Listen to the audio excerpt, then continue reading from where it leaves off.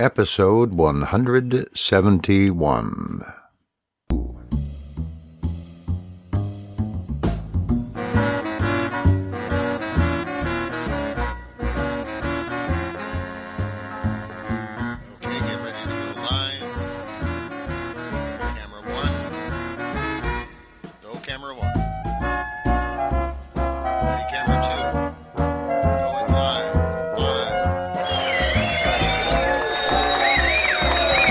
Ladies and gentlemen, boys and girls, now, from deep in the darkest forests of northern Minnesota, the show you've waited for. This is Grizzly's Growl. And I am honored to present our host, the man, the mystery, the legend. This is Grizzly.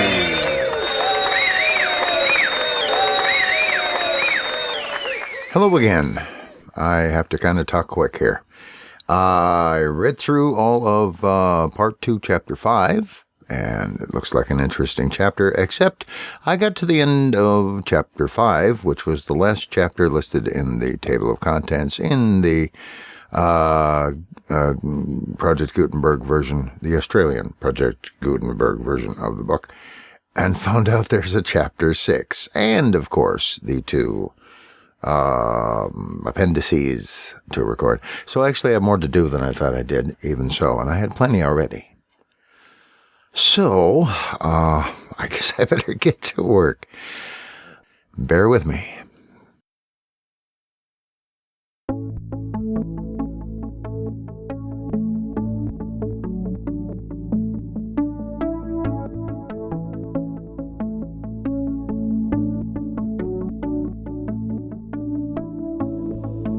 The Everlasting Man by Gilbert Keith Chesterton. Read by David Grizzly Smith.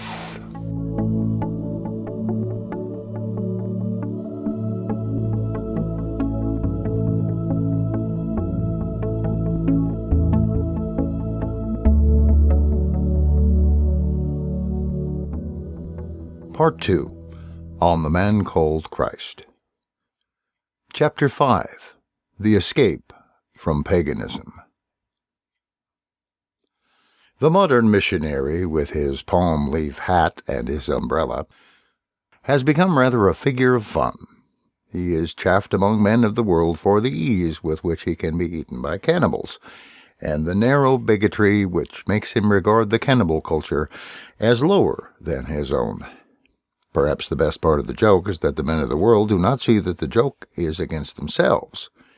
It is rather ridiculous to ask a man just about to be boiled in a pot and eaten at a purely religious feast why he does not regard all religions as equally friendly and fraternal. But there is a more subtle criticism uttered against the more old-fashioned missionary, to the effect that he generalizes too broadly about the heathen, and pays too little attention to the difference between Mahomet and mumbo-jumbo. There was probably truth in this complaint, especially in the past. But it is my main contention here that the exaggeration is all the other way at present. It is the temptation of the professors to treat mythologies too much as theologies, as things thoroughly thought out or seriously held. It is the temptation of the intellectuals to take much too seriously the fine shades of various schools in the rather irresponsible metaphysics of Asia. Above all, it is their temptation to miss the real truth implied in the ideas of Aquinas contra Gentiles or Athanasius contra Mundum. If the missionary says, in fact, that he is exceptional in being a Christian, and that the rest of the races and religions can be collectively classified as heathen, he is perfectly right. He may say it in quite the wrong spirit, in which case he is spiritually wrong. But in the cold light of philosophy and history, he is, intellectually, right.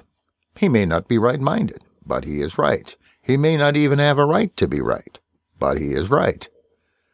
The outer world to which he brings his creed really is something subject to certain generalizations, covering all its varieties, and is not merely a variety of similar creeds. Perhaps it is, in any case, too much of a temptation to pride or hypocrisy to call it heathenry. Perhaps it would be better to simply call it humanity. But there are certain broad characteristics of what we call humanity while it remains in what we call heathenry. They are not necessarily bad characteristics. Some of them are worthy of the respect of Christendom. Some of them have been absorbed and transfigured in the substance of Christendom. But they existed before Christendom, and they still exist outside of Christendom, as certainly as the sea existed before a boat and all around a boat. And they have as strong and as universal and as unmistakable a savor as the sea. For instance, all real scholars who have studied the Greek and Roman culture say one thing about it.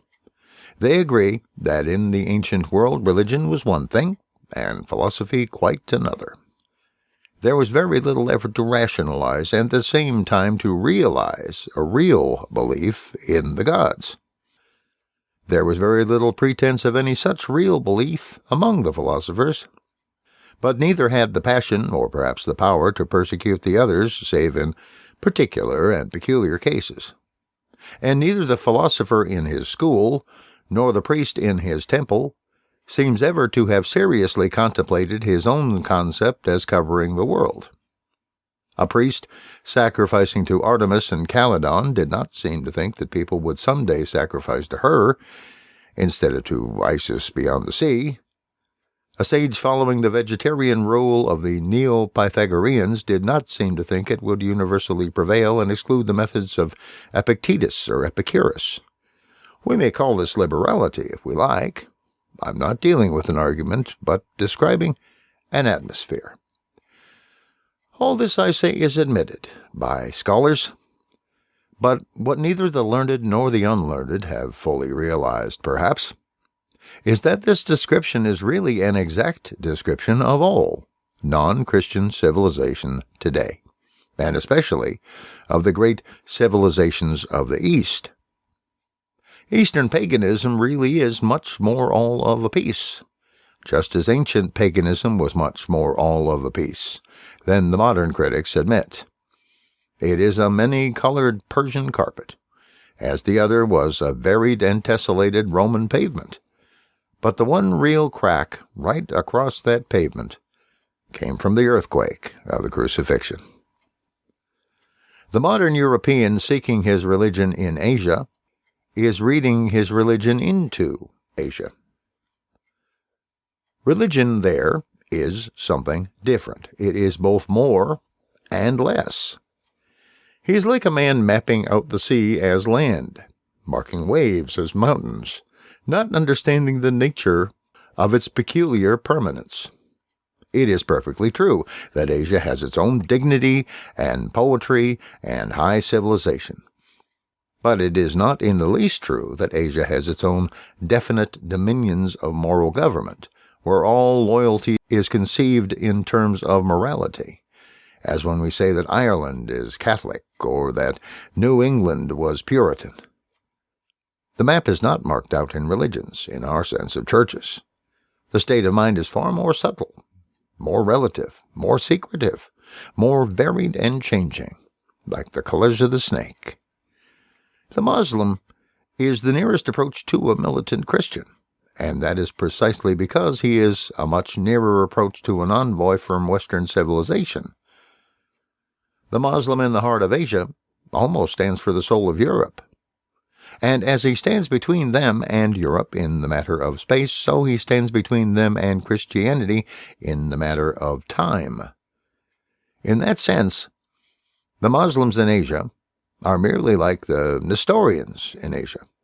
Islam, historically speaking, is the greatest of the Eastern heresies.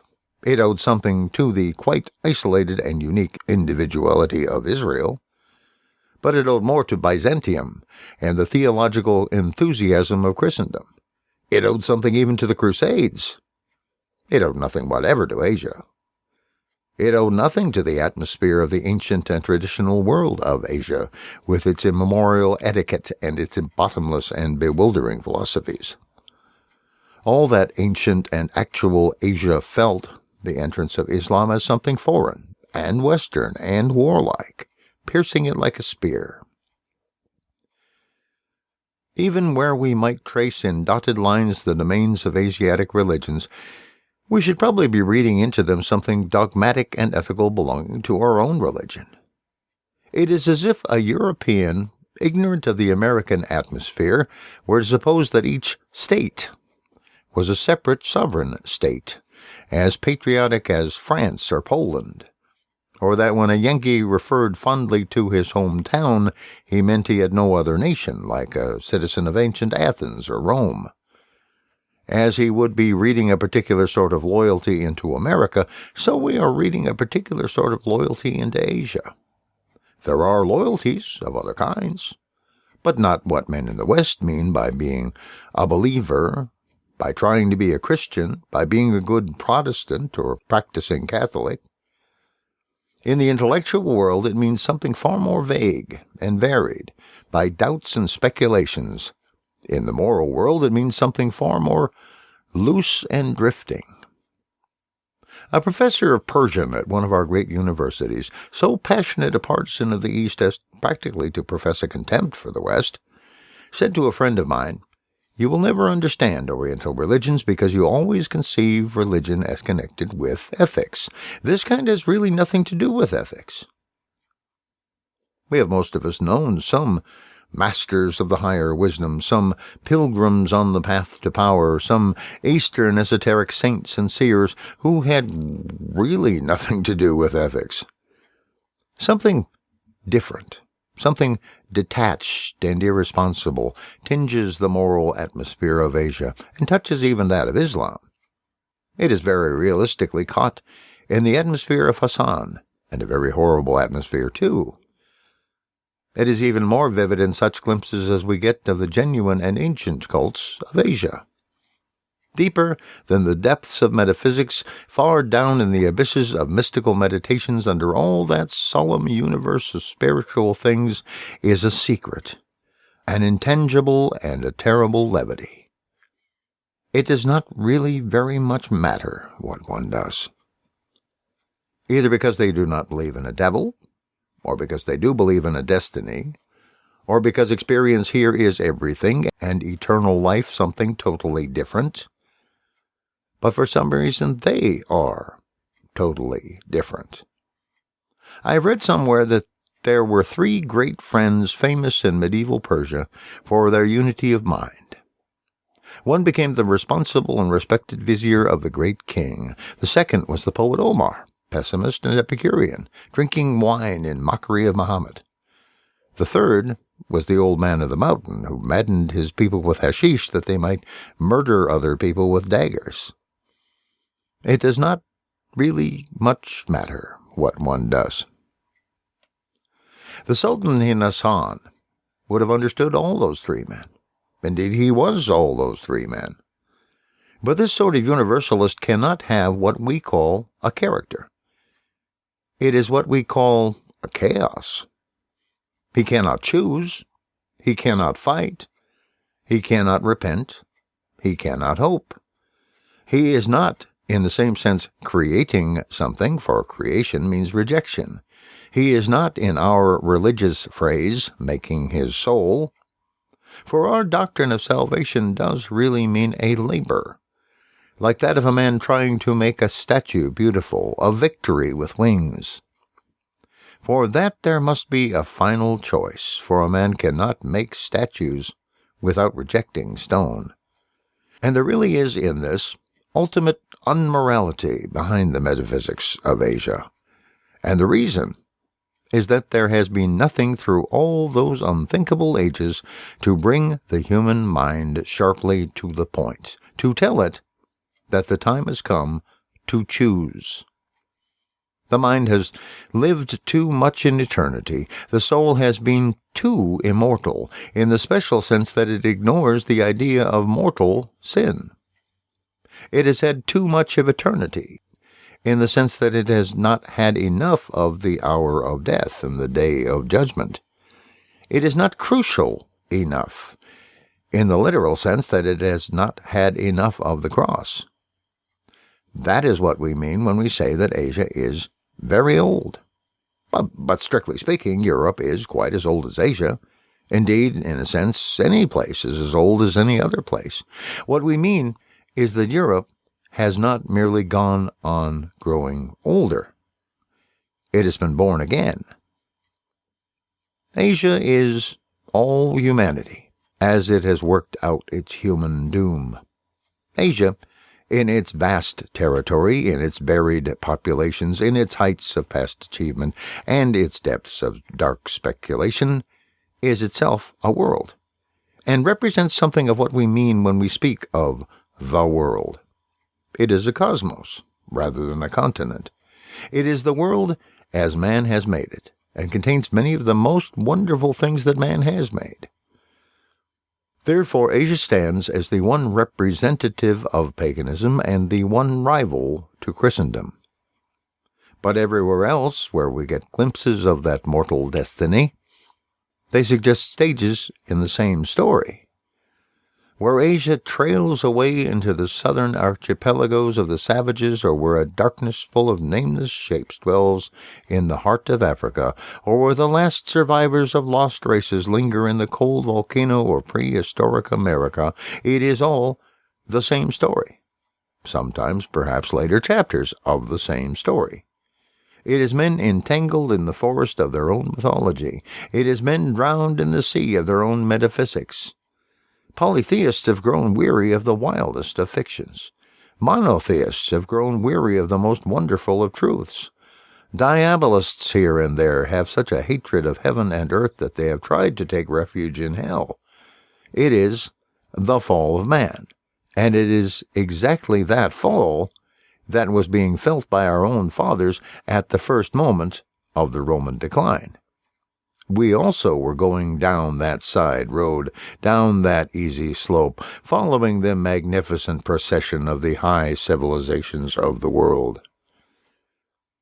If the Church had not entered the world then, it seems probable that Europe would be now very much what Asia is now.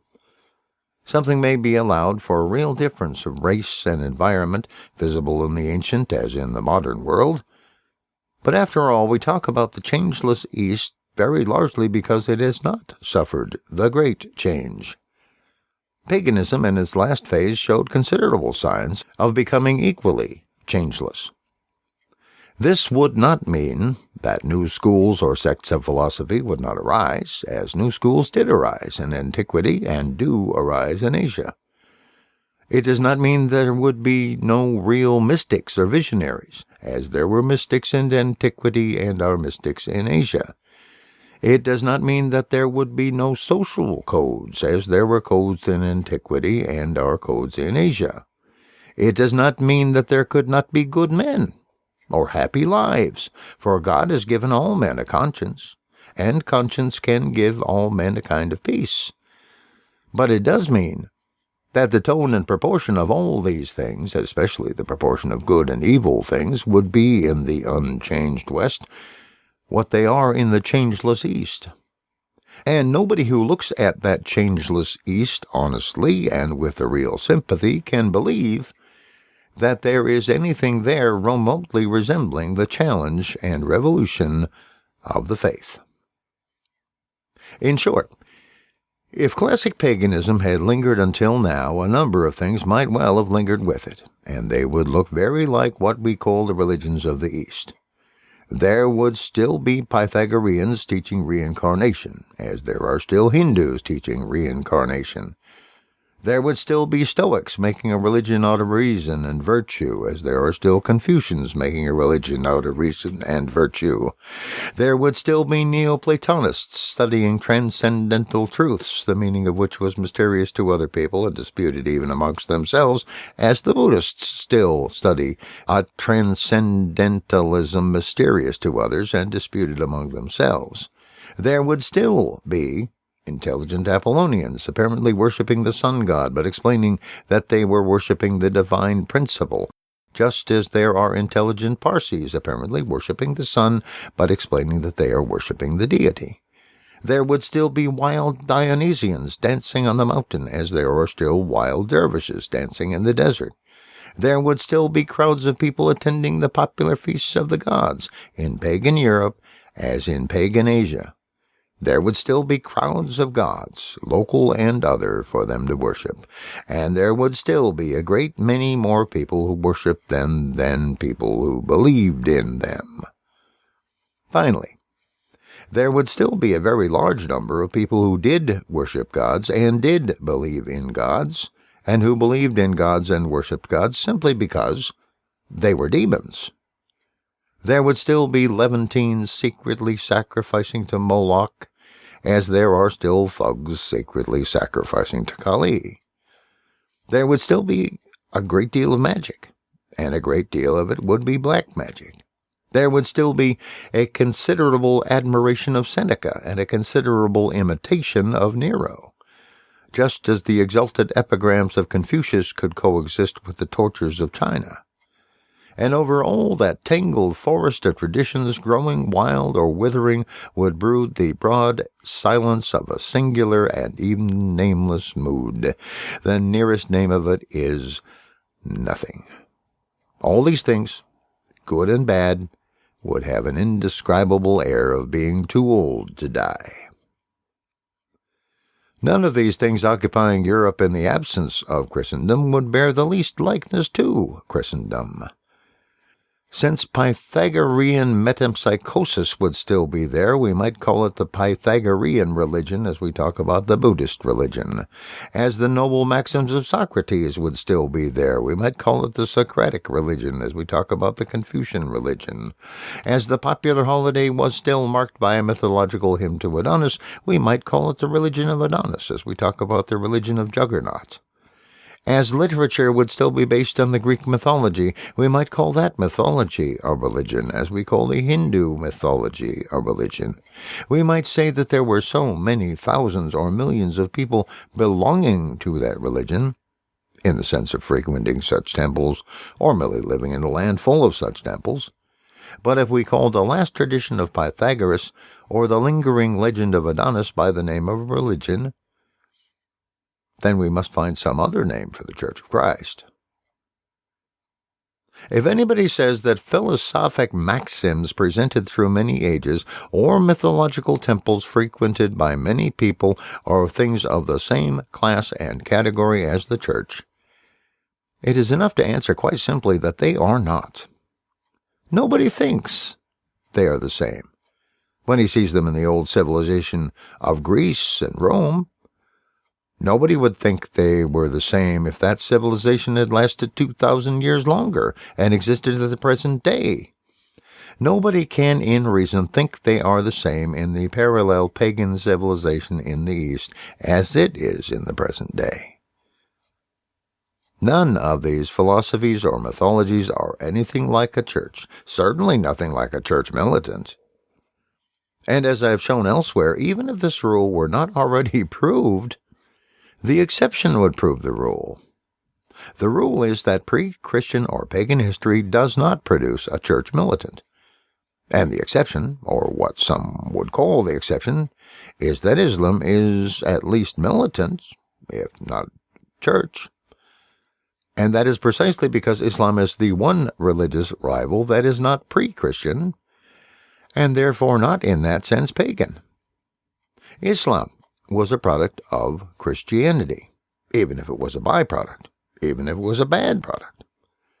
It was a heresy, or parody, emulating and therefore imitating the church.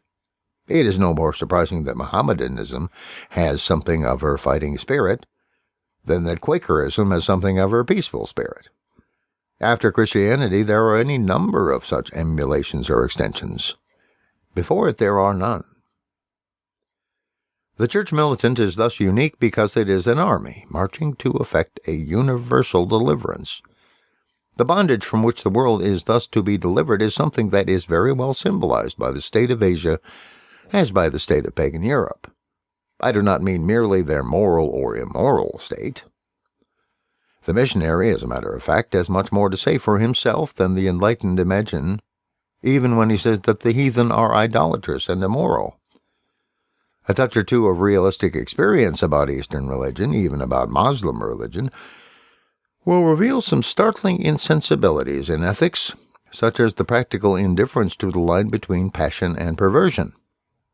It is not prejudice, but practical experience, which says that Asia is full of demons as well as gods. But the evil, is in the mind. And it is in the mind, wherever the mind has worked for a long time alone. It is what happens when all dreaming and thinking have come to an end in an emptiness that is at once negation and necessity. It sounds like anarchy, but it is also a slavery. It is what has been called already the wheel of Asia. All those recurrent arguments about cause and effect, or things beginning and ending in the mind, which make it impossible for the soul to really strike out and go anywhere or do anything. And the point is that it is not necessarily peculiar to Asiatics. It would have been true in the end of Europeans, if something had not happened. If the church militant had not been a thing marching, all men would have been marking time. If the church militant had not endured a discipline, all men would have endured a slavery. What that universal yet fighting faith brought into the world was hope. Perhaps the one thing common to mythology and philosophy was that both were really sad, in the sense that they had not this hope, even if they had touches of faith or charity. We may call Buddhism a faith, though to us it seems more like a doubt. We may call the Lord of Compassion a Lord of Charity, though it seems to us a very pessimist sort of pity. But those who insist most on the antiquity and size of such cults must agree that in all their ages they have not covered all their areas with that sort of practical and pugnacious hope. In Christendom, hope has never been absent. Rather, it has been errant, extravagant, excessively fixed upon fugitive chances. Its perpetual revolution and reconstruction has at least been an evidence of people being in better spirits. Europe did very truly renew its youth, like the eagles, just as the eagles of Rome rose again over the legions of Napoleon, or we have seen soaring but yesterday the silver eagle of Poland. But in the Polish case, revolution always went with religion. Napoleon himself sought a reconciliation with religion. Religion could never be finally separated, even from the most hostile of the hopes, simply because it was the very source of the hopefulness. And the cause of this is to be found simply in the religion itself. Those who quarrel about it seldom even consider it in itself. There is neither space nor place for such a full consideration here, but a word may be said to explain a reconciliation that always recurs and still seems to require explanation.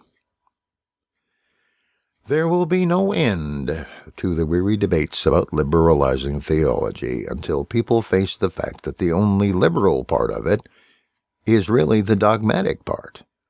If dogma is incredible, it is because it is incredibly liberal.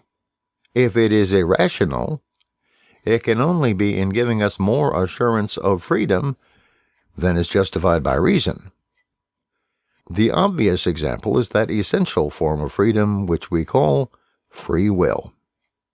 It is absurd to say that a man shows his liberality in denying his liberty. But it is tenable that he has to affirm a transcendental doctrine in order to affirm his liberty. There is a sense in which we might reasonably say that if man has a primary power of choice, he has in that fact a supernatural power of creation, as if he could raise the dead or give birth to the unbegotten. Possibly in that case a man must be a miracle, and certainly in that case he must be a miracle in order to be a man, and most certainly in order to be a free man.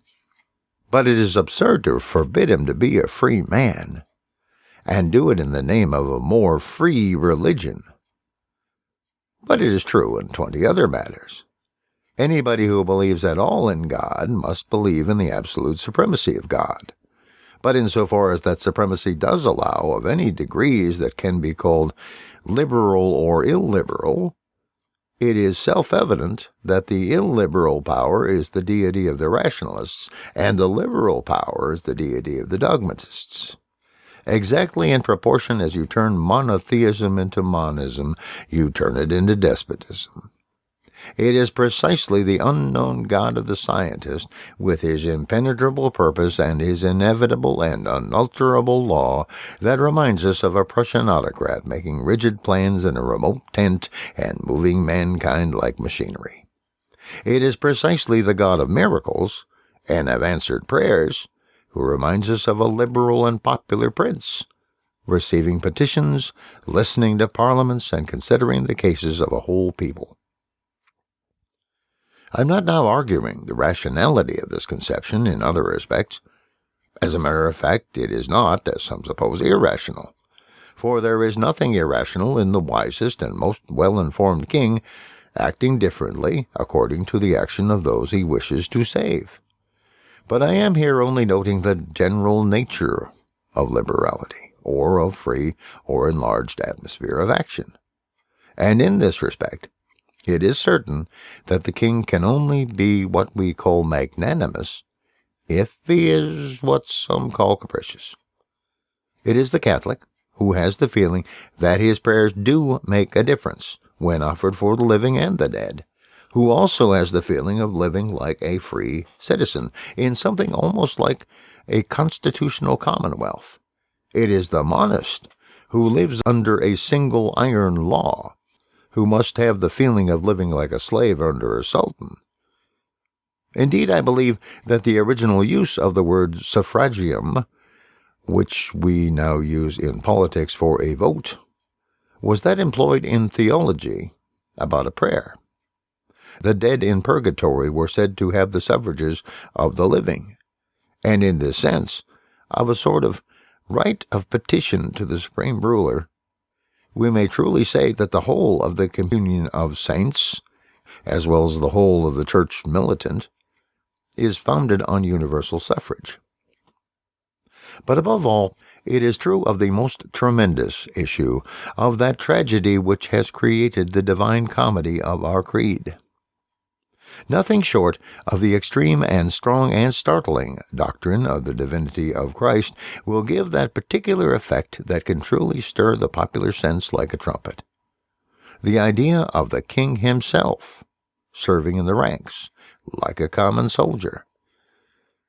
By making that figure merely human, we make that story much less human.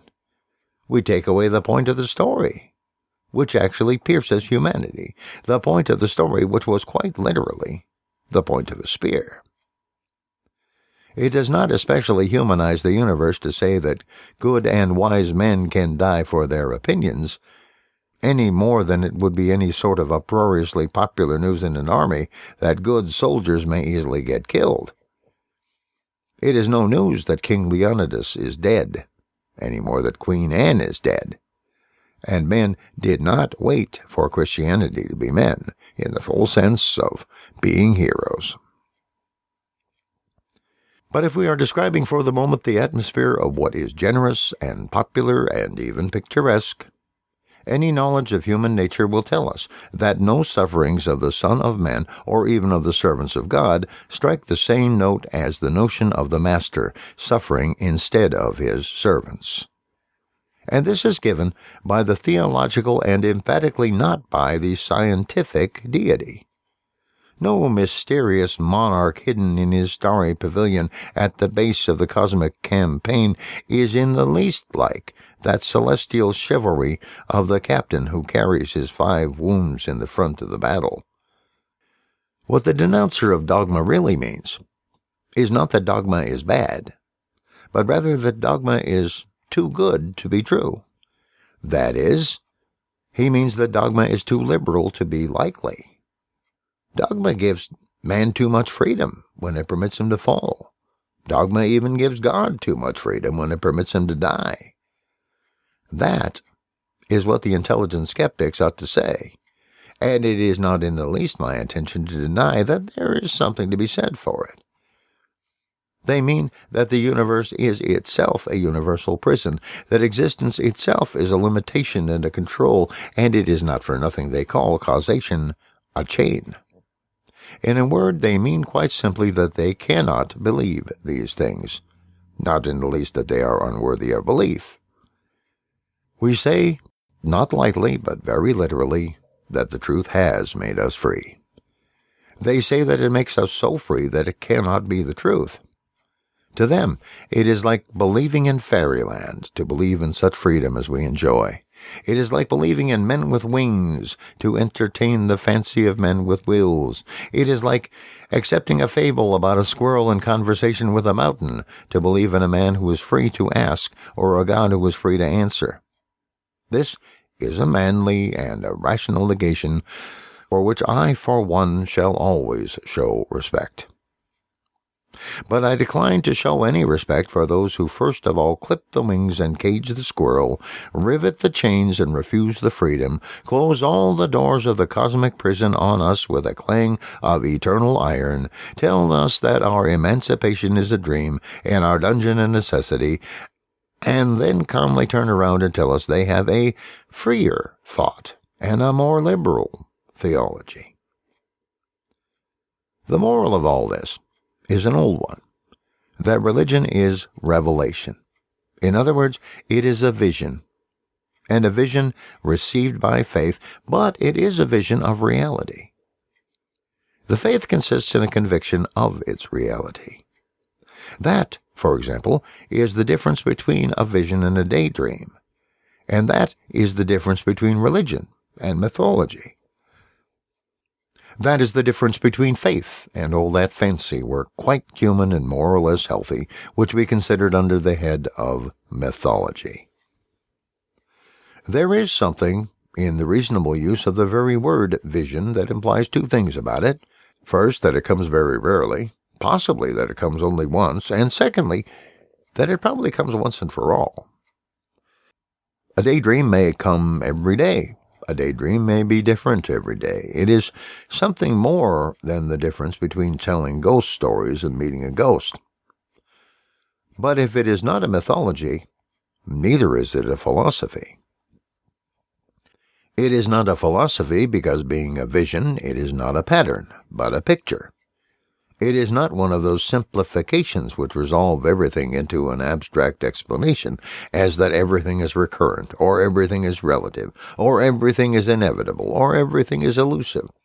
It is not a process, but a story. It has proportions, of the sort seen in a picture or a story. It has not the regular repetitions of a pattern or a process, but it replaces them by being convincing as a picture or a story is convincing. In other words, it is exactly, as the phrase goes, like life. For indeed it is life. An example of what is meant here might well be found in the treatment of the problem of evil. It is easy enough to make a plan of life, of which the background is black, as the pessimists do, and then admit a speck or two of stardust, more or less accidental, or at least in the literal sense insignificant. And it is easy enough to make another plan on white paper, as the Christian Scientists do, and explain away somehow such dots or smudges as may be difficult to deny. Lastly, it is easiest of all, perhaps, to say, as the dualists do, that life is like a chessboard in which the two are equal and can as truly be said to consist of white squares on a black board or black squares on a white board. But every man feels in his heart that none of these three paper plans is like life, that none of these worlds is one in which he can live. Something tells him that the ultimate idea of a world is not bad, or even neutral. Staring at the sky, or the grass, or the truths of mathematics, or even a new-laid egg. He has a vague feeling like the shadow of that saying of the great Christian philosopher St. Aquinas, "Every existence, as such, is good." On the other hand, something else tells him that it is unmanly and debased and even diseased to minimize evil to a dot or even a blot. He realizes that optimism is morbid. It is, if possible, even more morbid than pessimism. These vague but healthy feelings, if you follow them out, would result in the idea that evil is in some way an exception, but an enormous exception. And ultimately that evil is an invasion, and yet more truly a rebellion. He does not think that everything is right, or that everything is wrong, or that everything is equally right and wrong. But he does think that right has a right to be right, and therefore a right to be there, and wrong has no right to be wrong, and therefore no right to be there. It is the prince of the world, but it is also a usurper. So he will apprehend vaguely what the vision will give to him vividly, no less than all that strange story of treason in heaven, and the great desertion by which evil damaged and tried to destroy a cosmos that it could not create. It is a very strange story, and its proportions and its lines and colors are as arbitrary and absolute as the artistic composition of a picture.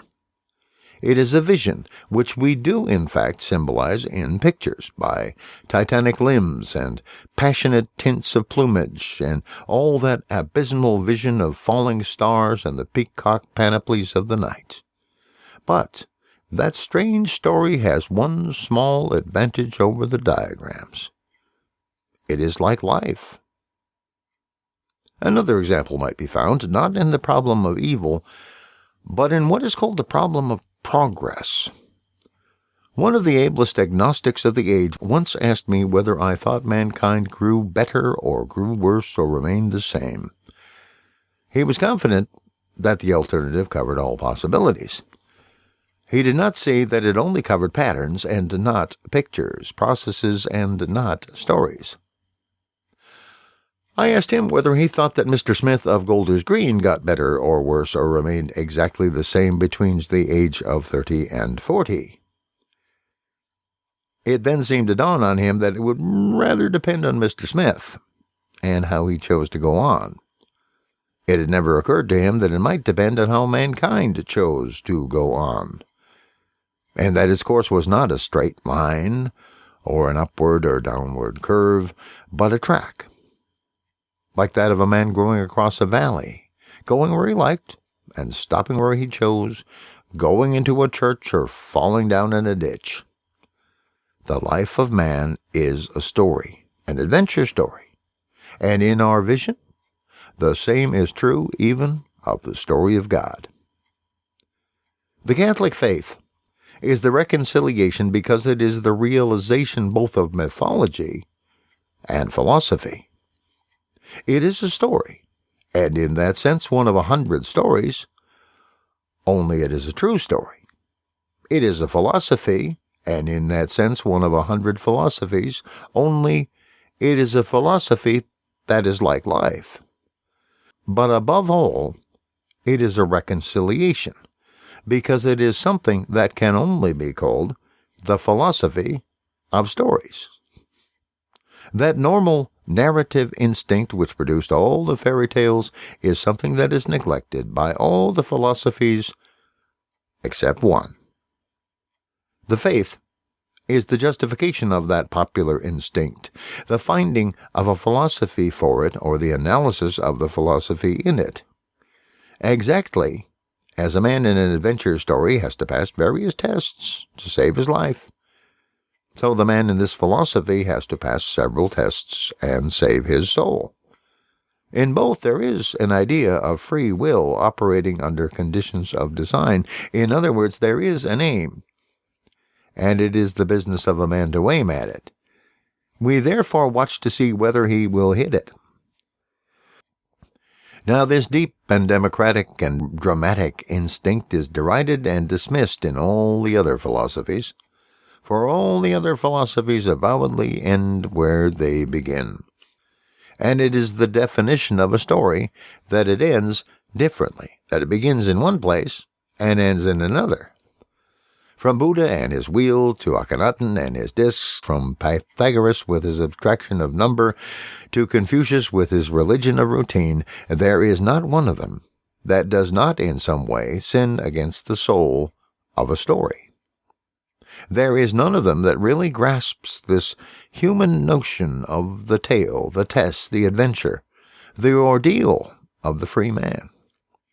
Each of them starves the storytelling instinct, so to speak, and does something to spoil human life, considered as a romance, either by fatalism, pessimist or optimist, and that destiny that is the death of adventure, or by indifference, and that detachment that is the death of drama, or by a fundamental skepticism that dissolves the actors into atoms, or by a materialistic limitation blocking the vista of moral consequences, or a mechanical recurrence making even moral tests monotonous, or a bottomless relativity making even practical tests insecure.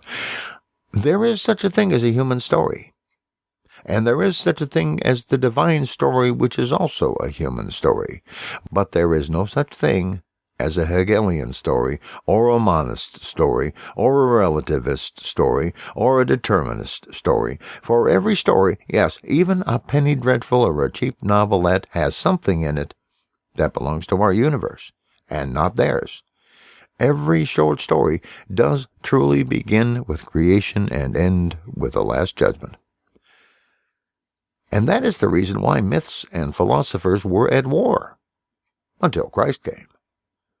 That is why the Athenian democracy killed Socrates out of respect for the gods, and why every strolling sophist gave himself the airs of a Socrates whenever he could talk in a superior fashion of the gods, and why the heretic Pharaoh wrecked his huge idols and temples for an abstraction, and why the priests could return in triumph and trample his dynasty underfoot, and why Buddhism had to divide itself from Brahmanism, and why in every age and country outside Christendom there has been a feud forever between the philosopher and the priest. It is easy enough to say that the philosopher is generally the more rational. It is easier still to forget that the priest is always the more popular. For the priest told the people stories, and the philosopher did not understand the philosophy of stories. It came into the world with the story of Christ. And this is why it had to be a revelation, or vision given from above. Anyone who will think of the theory of stories or pictures will easily see the point. The true story of the world must be told by somebody to somebody else. By the very nature of a story, it cannot be left to occur to anybody. A story has proportions, variations, surprises, particular dispositions, which cannot be worked out by rule in the abstract like a sum. We could not deduce whether or no Achilles would give back the body of Hector from a Pythagorean theory of number or recurrence. We could not infer for ourselves in what way the world would get back the body of Christ, merely from being told that all things go round and round upon the wheel of Buddha. A man might perhaps work out a proposition of Euclid without having heard of Euclid, but he would not work out the precise legend of Eurydice without having heard of Eurydice. At any rate, he would not be certain how the story would end, and whether Orpheus was ultimately defeated. Still less could he guess the end of our story, or the legend of our Orpheus rising, not defeated, from the dead. To sum up, the sanity of the world was restored, and the soul of man offered salvation by something which did indeed satisfy the two warring tendencies of the past, which had never been satisfied in full, and most certainly never satisfied together.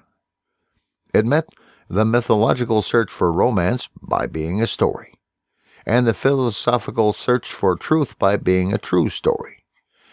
That is why the ideal figure had to be an historical character, as nobody ever felt Adonis or Pan to be an historical character. But that is also why the historical character had to be the ideal figure, and even fulfill many of the functions given to these other ideal figures, why he was at once the sacrifice and the feast, why he could be shown under the emblems of the growing vine or the rising sun. The more deeply we think of the matter, the more we shall conclude that, if there be indeed a God, his creation could hardly have reached any other culmination than this granting of a real romance to the world. Otherwise, the two sides of the human mind could never have touched at all, and the brain of man would have remained cloven and double, one lobe of it dreaming impossible dreams and the other repeating invariable calculations. The picture makers would have remained forever painting the portrait of nobody. The sages would have remained forever adding up numerals that came to nothing. It was that abyss that nothing but an incarnation could cover, a divine embodiment of our dreams, and he stands above that chasm whose name is more than priest and older even than Christendom. Pontifex Maximus, the mightiest maker of a bridge. But even with that, we return to the more specially Christian symbol in the same tradition, the perfect pattern of the keys. This is an historical and not a theological outline, and it is not my duty here to defend in detail that theology, but merely to point out that it could not even be justified in design without being justified in detail, like a key. Beyond the broad suggestion of this chapter, I attempt no apologetic about why the creed should be accepted, but in answer to the historical query of why it was accepted and is accepted, I answer for millions of others in my reply, because it fits the lock, because it is like life. It is one among many stories, only it happens to be a true story. It is one among many philosophies, only it happens to be the truth. We accept it, and the ground is solid under our feet, and the road is open before us. It does not imprison us in a dream of destiny or a consciousness of the universal delusion. It opens to us not only incredible heavens, but what seems to some an equally incredible earth, and makes it credible. That is the sort of truth that is hard to explain, because it is a fact. But it is a fact to which we can call witnesses. We are Christians and Catholics, not because we worship a key, but because we have passed a door, and felt the wind that is the trumpet of liberty blowing over the land of the living.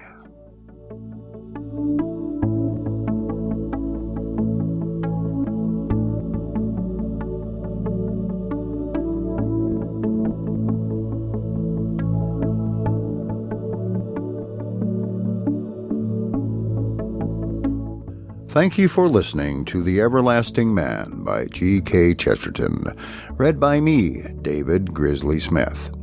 Theme music for this book is Deliberate Thoughts by Kevin MacLeod of Incompetech.com. This book is released under Creative Commons Attribution, Non-Commercial, No Derivatives 3.0 license. That means please make copies, please share this book, but don't change it, don't sell it, and do tell people where you got it. If you like this book, leave a comment on grizzly.libsyn.com. Leave a comment or rating on audiobooks.com or anywhere else you can. Blog about it, podcast about it, tweet about it, tell everyone. Thank you.